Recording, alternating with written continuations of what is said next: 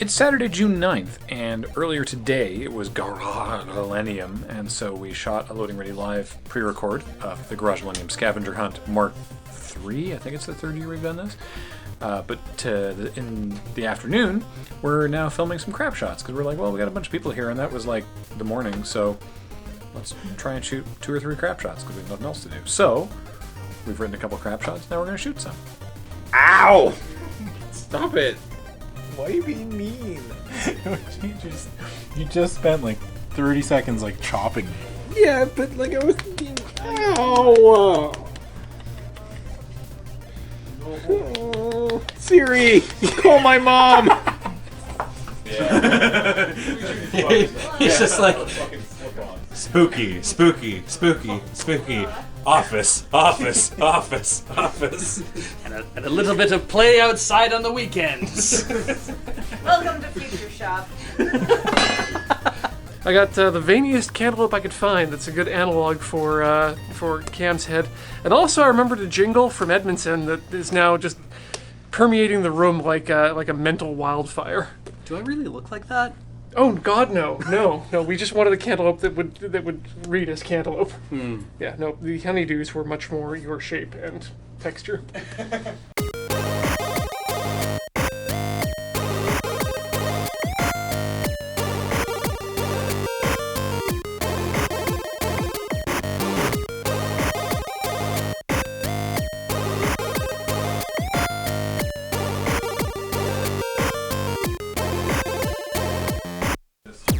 Ian's, I think.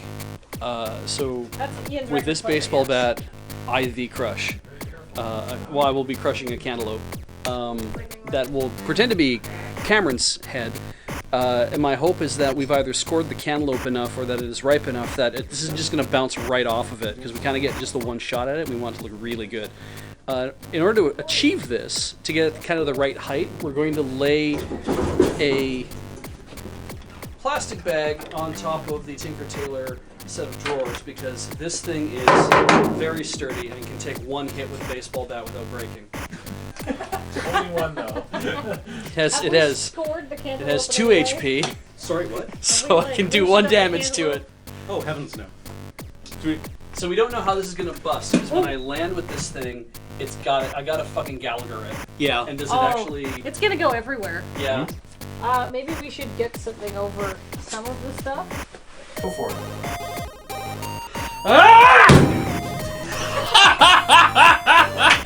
I really fucking gave her too. Yeah. Fuck! Yes, keep that. Alright, go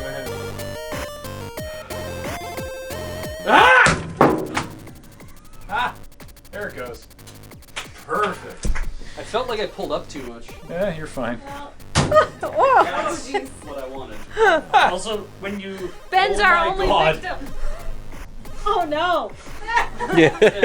Do we both get stuff? I got shit. there. It's right here. It's right here. I felt it. I wasn't expecting the other one. A little bit over there, maybe, I think, but mostly here. So let's clean that up. Well, like, I did get down like a big watermelon. Reasonably proud of myself. Graham did not expect me to hit that again a second time. Neither did I. But, you know, I just had to kind of go with the flow. Proud of myself, really. Oh, it's on the green screen. Yeah. It is Saturday, the 16th of June, 2018, and it is a Loading Ready Live day. So most of us here are in the Moonbase prepping for either the shots that we're going to do for the Chussel pre-record, or writing some things, or doing a little bit of editing. But myself, I am prepping for the 24 hours of Le Mans that will be happening in 8 hours from now. So I'm going to go set up the wheel and some of the HUD and get that ready for when it's time.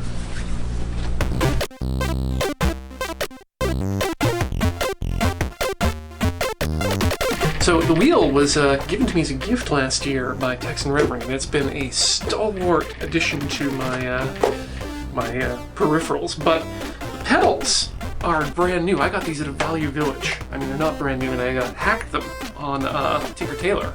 I finally got them working when I realized I had them wired up backwards. So finally they're good to go.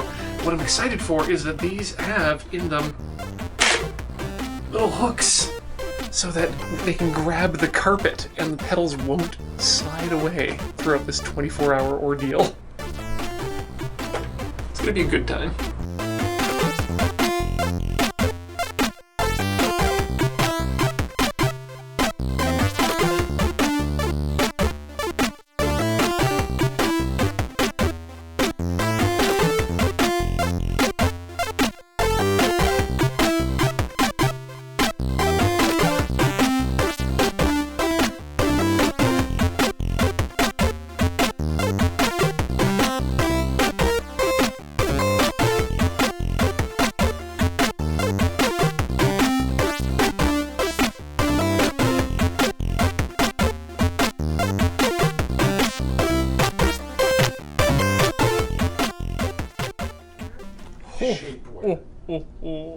It's Saturday, the 30th of June, and today the Loading Ready Run crew is filming Friday nights. Oh, what a joyous occasion it is when there's a new course set to be had. Santa's feeling a little sad at the moment, though, because the Apple iPhone can't recognize my face anymore.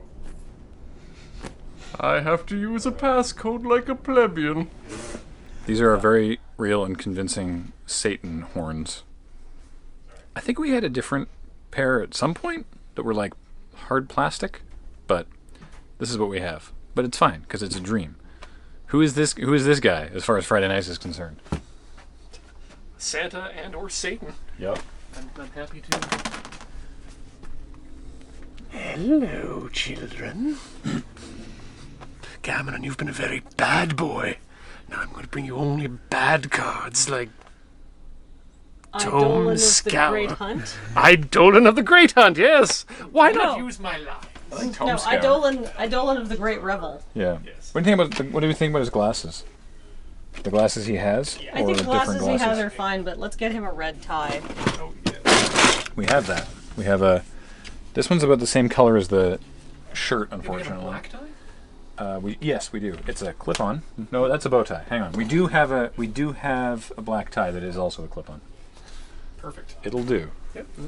All it has to do. I feel like Satan is definitely into the clip-on tie. Oh yes. I feel like Satan would not wear a clip-on, but that's me. I think Satan. Depends who Satan's visiting that day, I think. I mean, he's literally got all the time he needs. I think he's I like to think he, takes pride in his appearance. I think Satan wears whatever tie tilts you the most. I guess. Because we're opening with a dream sequence, I wanted to have some fun with the lighting, so everything's really like dark and unusual looking, and then we had a sort of a halo, like a yellow halo on the wall behind Santa to just sort of make him sort of pop out from the background. But now that he's Satan, or a devil, we are transitioning to red, which these amazing lights don't have a full sort of RGB spectrum. They're much more sort of for just giving hints of color, whereas the light sticks that we use for the set in Studio B do full RGB and can be operated on battery power. So took this one down off the ceiling and just sort of gonna lay it here, and ideally that won't be in shot, that we're gonna have to see, but it's just putting a red throw across the white wall behind Ian's head now that he's Satan. So I think that'll look good. I shall bring standard a new Eidolon of the Great Revel and Mana Bombs! And then I woke up. Did you eat cheese in bed? Because that always gives me weird dreams. I'm lactose intolerant. All right, we finished this scene with Cam and Kathleen discussing the list of card draw spells, except for the establishing shot, which is going to be on the Steadicam. It's going to be a Steadicam shot just sort of drifting past the doorway, looking into the room. And I'm going to do, because I want to try using the Steadicam instead of the slider, just to sort of see which is easier to set up. I mean, the sliders, the Steadicam is a lot more difficult to set up, but I have 3 Steadicam shots planned, and I think we can do them like just one after another and knock out all 3 of them is like the last things we do.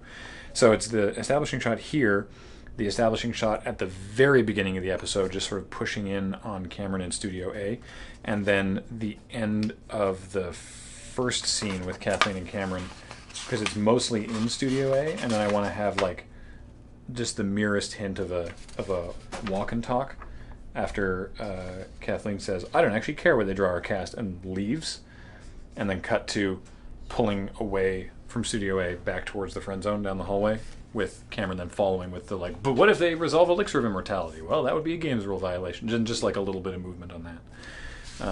And those are the only three things. Because I think if we use it subtly, then it won't be like, like, oh, look at this amazing Steadicam shot. If we just, use it a little bit, then I think it'll up the whole thing. And there's this new enchantment called Psychic Corrosion that whenever you draw a card, each opponent puts the top 2 cards of their library into their graveyard. Also, they reprinted Sift. And Murder. Most importantly, Divination's back. I know it's just water, and I but for trust some reason I feel bad. I wrote this. I know. I should feel the worst because I'm putting you and Cameron through this. Don't feel need to use all the water if you don't need to. Oh, use it all. Actually, yeah, I guess I do. Alright, ready? I would like to note that I didn't bring spare jeans. Okay. That's fine. Alright, here we go. Okay. Everybody ready? Yep. Okay, and if anybody, if anything goes wrong in the production, just be like, stop. Yeah, yell stop, yeah. Okay. Magistrate Scepter. Counterpoint. I just went 3-0 with Gigantosaurus. Now who wants to play High Tide? Huh?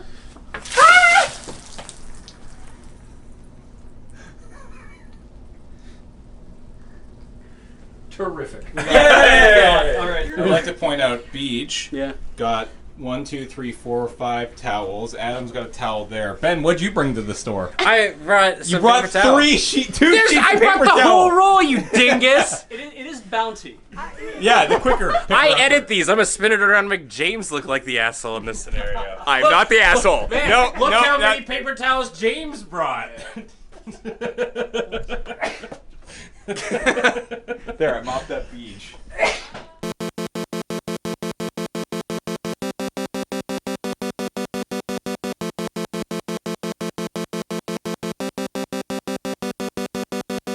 Oh, hello! I didn't see you there. It's Saturday, July 14th? Question mark, question mark, question mark. Thumbs up from Surge. Hey, it's Saturday, July 14th, and we're filming Loading Ready Live, which means we're also filming an episode of Commodore Hustle. Int Moonbase. Everyone sitting around for a meeting, and James is wrapping up what is a long talk. And that takes us to the end of the month. So, to recap, James is fine, we've got it. may I remind you that I will be outside of cell reception while I'm on this camping trip? Just want to make sure that you all know what is supposed to be happening, the deadlines you all need to meet. Yes, that's why we just had an hour-long meeting to go over everything that is happening in the 3 days that you'll be gone in what I would describe as excruciating detail. There's also the matter of all the things that you are expressly forbidden to do. Where the hell have you been? The police station. Why? You know how James hates it when people drive his van without his knowledge? I just thought it'd be funny to add a few extra kilometers to see his reaction when he got back. James sold that van months ago. Yeah. This anklet itches.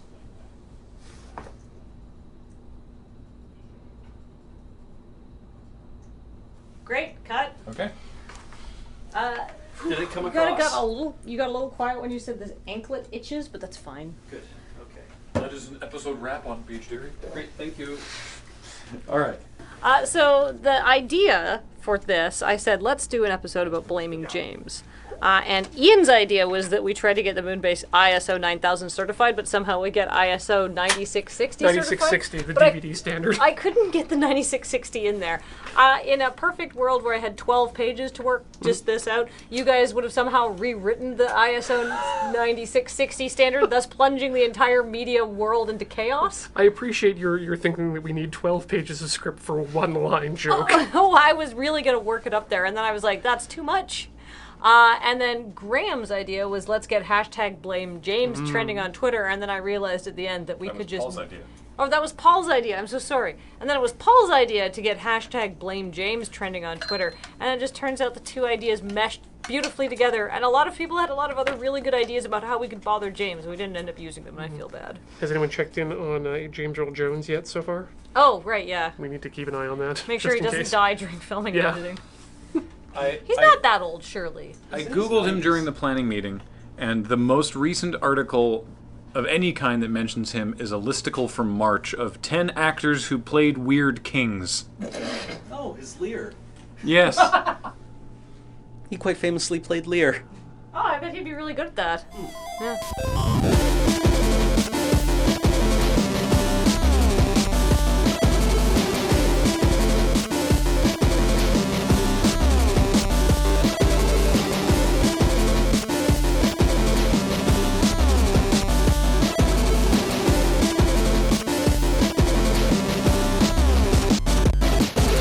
Welcome. I'm no longer in a computer chair, but instead in Studio C, where we're setting up the lighting for Loading Ready Live today.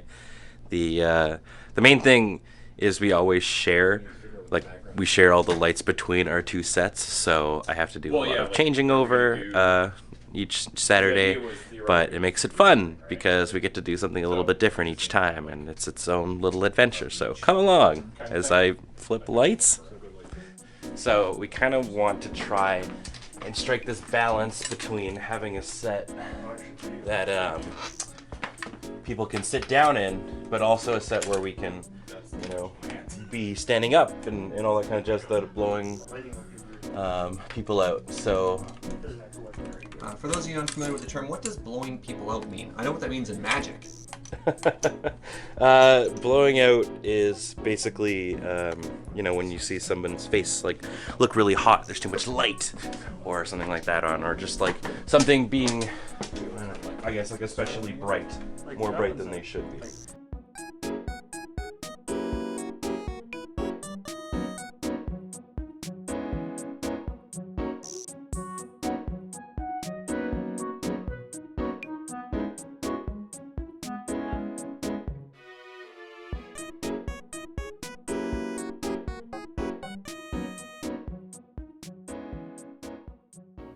Hey kids, it's the World Cup final tomorrow, so you know what that means.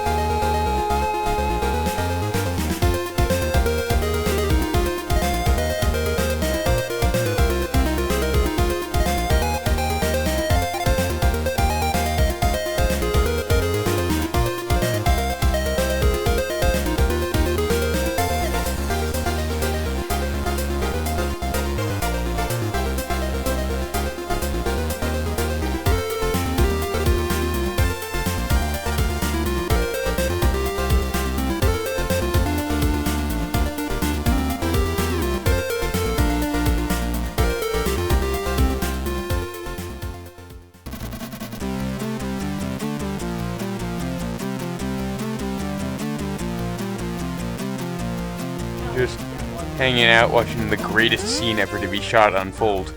How do you feel about it? I think we're all going to learn a lot about what it really takes to, well, I don't want to spoil it all, but you'll see.